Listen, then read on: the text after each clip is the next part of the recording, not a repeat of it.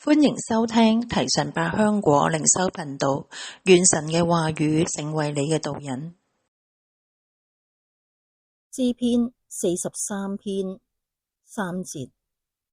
求你發出你的亮光和真實，好引導我，帶我到你的聖山，到你的居所。求你發出你的亮光和真實，好引導我，帶我到你的聖山，到你的居所。神啊，我哋嚟到你施恩寶座前，向你禱告，誠心邀請神親自臨在喺我哋生活日子當中，祈求神嘅亮光同埋真實，除去一切嘅蒙蔽，並引領我哋走上人生當行嘅道路。又相信神係喜樂同埋平安嘅泉源，